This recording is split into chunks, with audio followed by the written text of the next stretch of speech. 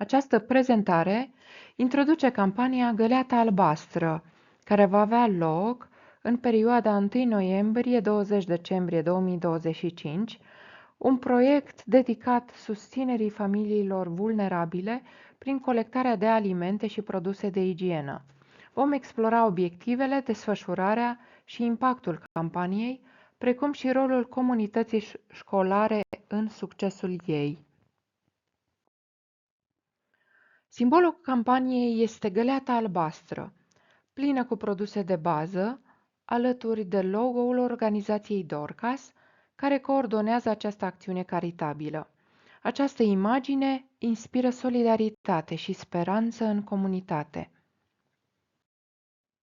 Sloganul campaniei subliniază importanța unității și a colaborării în sprijinirea celor aflați în dificultate. Mesajul promovează ideea că fiecare contribuție mică poate aduce bucurie și schimbare pozitivă. Campania oferă ajutor direct și concret persoanelor și familiilor aflate în dificultate, asigurându-le produse de bază care pot îmbunătăți semnificativ calitatea vieții lor. Campania colectează alimente neperisabile și produse de igienă personală, care sunt apoi distribuite celor aflați în nevoie, contribuind astfel la sănătatea și bunăstarea lor. Fiecare găleată colectată este mai mult decât un simplu ajutor material.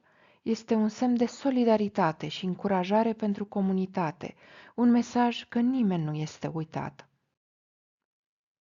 Participarea la campanie încurajează valorile solidarității și voluntariatului, stimulând implicarea activă în sprijinirea celor mai puțin norocoși din comunitate. Campania ajută elevii să devină conștienți de realitățile sociale, dezvoltând empatia, asumarea responsabilității și spiritul civic, care sunt valori esențiale pentru o societate sănătoasă. Campania este anunțată și promovată în întreaga școală, fiecare clasă fiind încurajată să contribuie cu produse.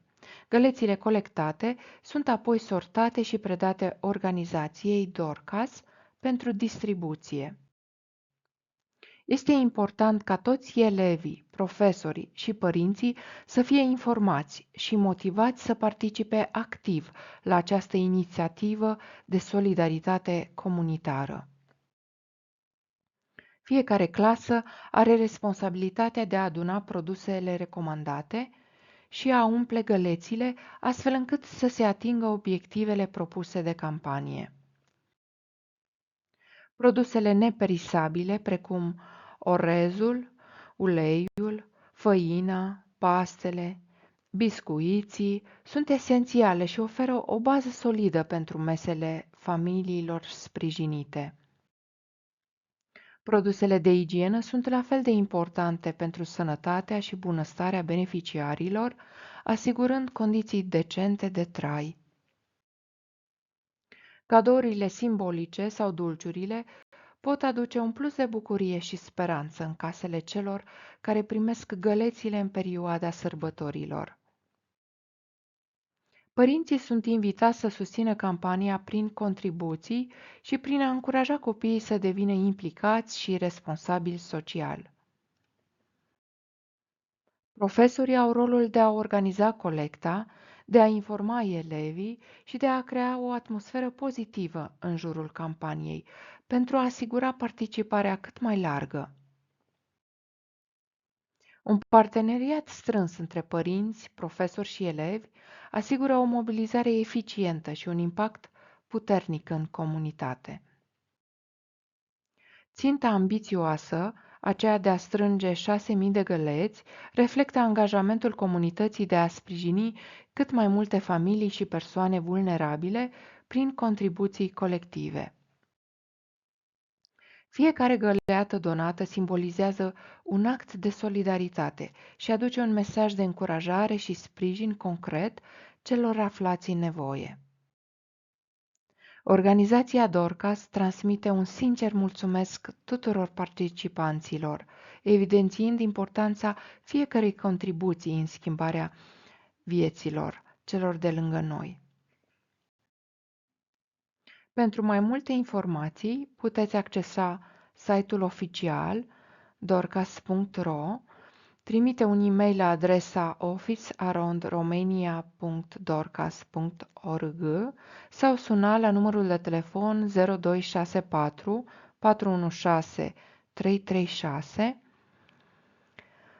pentru a pune întrebări sau pentru a ne informa despre posibile colaborări. Campania Găleata Albastră 2025 ne oferă tuturor oportunitatea de a aduce bucurie și speranță în comunitate prin solidaritate și implicare activă. Vă mulțumim din suflet pentru participare și sprijin.